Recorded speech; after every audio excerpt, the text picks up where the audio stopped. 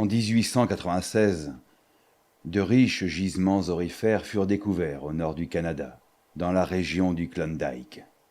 Partout, la nouvelle se répandit comme une traînée de poudre. En pleine crise économique, cette fièvre de l'or attira vers les contrées sauvages et inexplorées du Grand Nord des milliers d'apprentis aventuriers.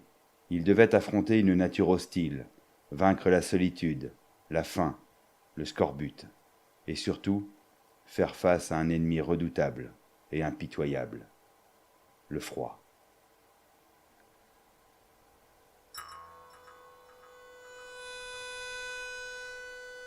Je suis rentré dans l'œuvre pour en sortir finalement ce qu'il y avait de plus, à mon sens, de plus intéressant à raconter et à partager.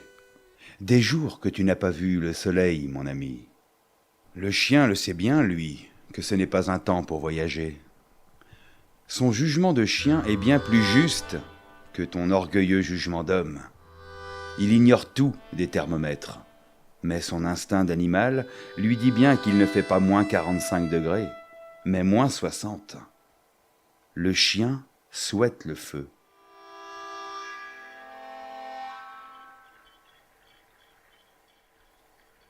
Ce gars de Sulphur Creek avait dit vrai quand il avait raconté à quel point il pouvait faire froid parfois dans cette région. Et toi, tu en avais ri sur le moment. Tu t'appliques. Tu procèdes avec prudence, lentement, conscient du danger. Il ne faut pas échouer. Tu le sais.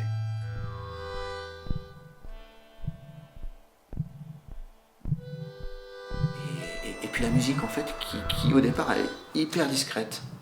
Et qui, au fur et à mesure, on a l'impression qu'elle prend aussi de l'ampleur. Elle nous met mal à l'aise. Et c'est comme le personnage qui s'empêtre, en fait, dans cette neige, qui s'empêtre dans ce froid. Et donc, tout y est.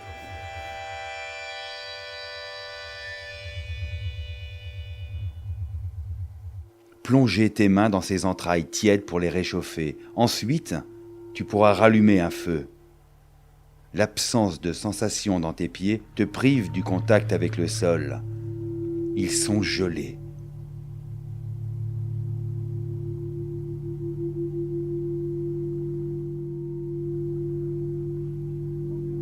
Tu penses dégeler tes pieds en courant, courir jusqu'au camp. Les gars t'attendent.